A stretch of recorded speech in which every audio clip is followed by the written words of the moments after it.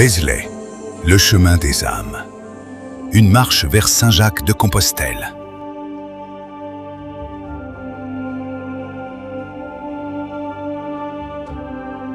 En 858, Girard de Roussillon, puissant seigneur et petit cousin de Charlemagne, fonde avec son épouse Berthe, au cœur d'une vallée du Morvan, une communauté monastique régie par la règle de Saint-Benoît et placée sous la protection de Rome.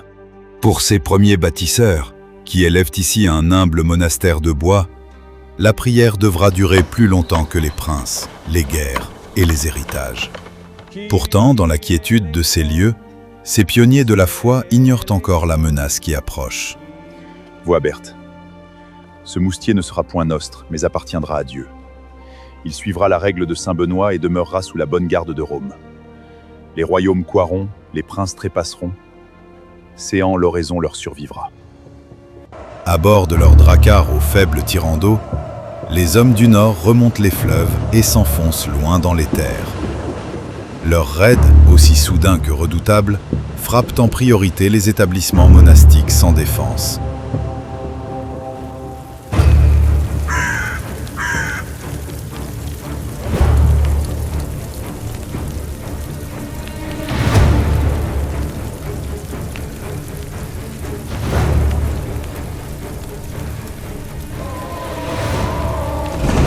Le premier monastère sera alors dévasté et ses fondateurs torturés avant d'être mis à mort. Pour avoir refusé de révéler la cache où reposait sa cassette de pièces d'or, Girard de Roussillon sera cloué vivant au tronc d'un grand chêne, dans un supplice rappelant celui du Christ.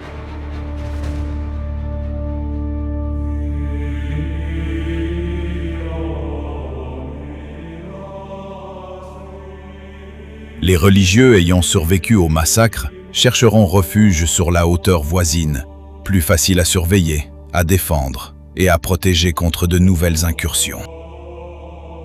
La colline deviendra d'abord un refuge, puis un sanctuaire. Selon la tradition entretenue par les moines, un religieux nommé Badilon aurait rapporté de Provence les reliques de Marie-Madeleine. Longtemps transmise de bouche à oreille, verba volon scripta manen, cette histoire sera finalement consignée dans un coutumier. Dès le XIe siècle, une certitude habitera pourtant les foules. Marie-Madeleine repose à Vézelay. Les pèlerins afflueront alors par milliers. Ils viendront implorer la guérison d'un corps, le pardon d'une faute, le retour d'un époux ou le repos d'un défunt. Autour du monastère et de sa première église romane, le bourg grandira. Les étals des marchands apparaîtront, les hôtelleries se multiplieront et les langues de toute l'Europe se mêleront. La colline ne sera plus seulement un refuge, elle deviendra l'un des grands seuils spirituels de l'Occident. Allez, allez, gardez corpo, bonnes gens, mais ne vous boutez point de par l'océan. Tenez-vous en paix et en mesure, chacun verra Sainte Marie-Magdalène. Devant eux, nul ne passe avant l'autre. Vers 1110, la première abbatiale de Vézelay est achevée. Elle ne possède pas encore les dimensions monumentales de la future basilique, mais son architecture affirme déjà pleinement le style roman. Volume puissant, murs épais, ouvertures étroites et vaste charpente de bois. Dans ces formes sobres, subsiste néanmoins l'héritage carolingien, encore perceptible dans l'organisation de l'édifice et l'équilibre de ses proportions.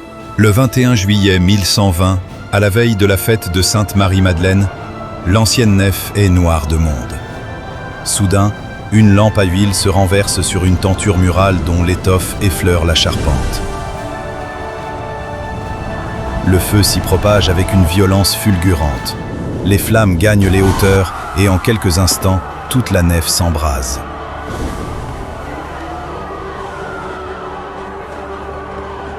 Les portes, demeurées ouvertes pour la procession, permettent heureusement à la majorité des pèlerins d'échapper au brasier. Au matin, la nef n'est plus qu'un ventre noirci. Les pierres fendues fument encore. On pourrait croire Vézelay brisé pour toujours. Pourtant, presque aussitôt, l'abbé Renaud de Semur engage la reconstruction. Il ne s'agit pas de relever à l'identique ce qui a brûlé. Il faut bâtir plus vaste, plus sûr, plus lumineux. Frères, regardez ces pierres noircies, le feu a dévoré notre nef, mais non notre foi. Nous bâtirons ici une église plus vaste, plus sûre et plus lumineuse. De ces ruines, Vézelay se relèvera, et de ses cendres naîtra un sanctuaire que le feu ne pourra plus abattre.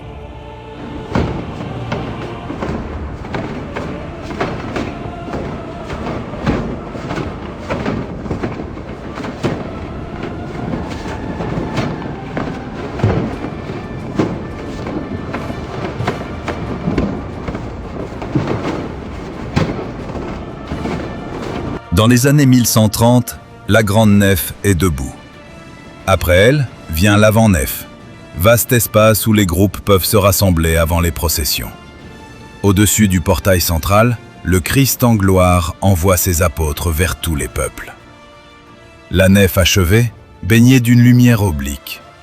Des pèlerins franchissent le narthex. Dès l'entrée, l'image dit aux voyageurs « La foi n'est pas immobile. Elle jaillit. » En 1210, celle que nous appelons aujourd'hui la basilique de Vézelay a atteint l'essentiel de sa forme médiévale. L'édifice n'est pourtant pas uniforme. La puissance romane de la nef répond à l'élan gothique du chœur. Mais aux yeux du voyageur qui la découvre alors, l'abbatiale paraît entière. Véritable monde de pierre, elle accueille le pèlerin dans la pénombre avant de le conduire pas à pas vers la lumière. Sous les voûtes du narthex, un homme s'immobilise et lève les yeux. C'est Amaury. À quelques pas derrière lui, Aélis l'observe en silence. Amaury de Malfait a reçu le baptême et grandi dans la foi. Il connaît les prières, sait reconnaître un prophète sculpté dans la pierre et mesurer d'un regard la courbe savante d'une voûte. Il comprend l'art des hommes et les symboles qu'ils élèvent vers le ciel.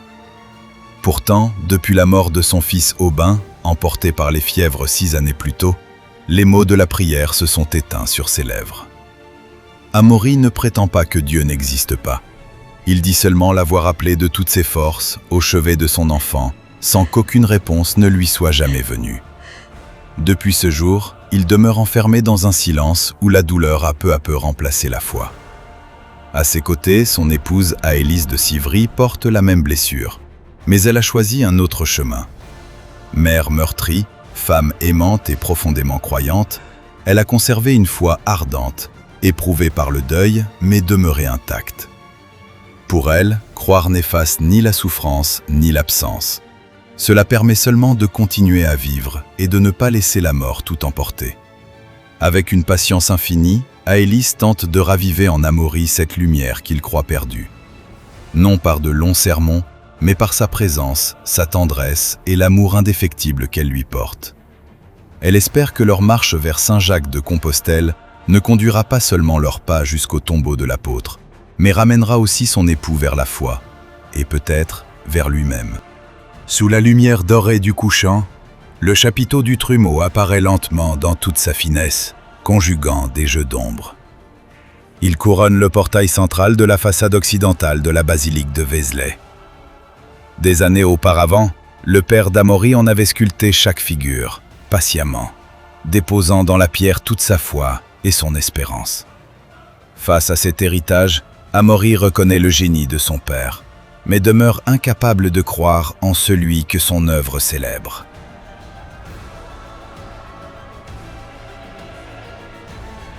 Mon père disait qu'il n'avait pas sculpté ces visages. Il prétendait les avoir délivrés de la pierre.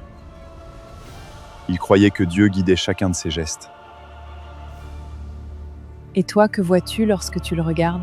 Le hasard, ou peut-être la providence, conduira le frère Alexandro de Borogine à croiser leur chemin sur le parvis de la basilique. Avant de les quitter, le moine leur donnera rendez-vous au même endroit le lendemain soir, afin de leur soumettre une mystérieuse proposition. Amaury, Aélis, venez avec moi jusqu'à Compostelle. Le chemin ne rend pas ceux que nous avons perdus, mais il apprend à porter leur absence. Peut-être qu'au bout de la marche, votre douleur deviendra enfin une lumière.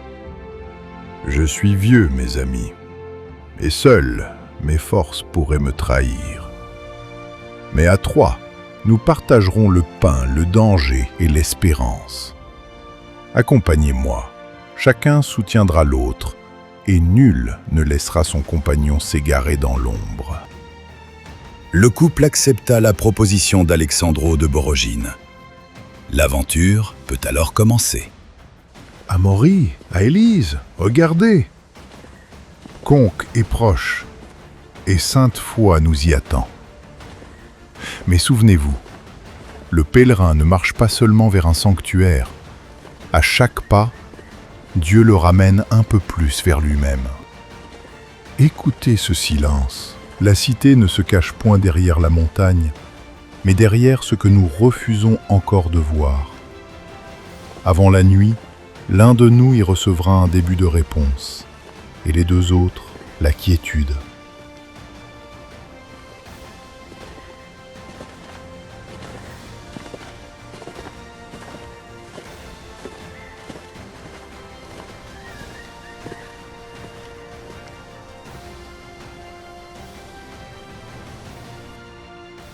C'est tout pour le moment, mais le voyage ne fait que commencer.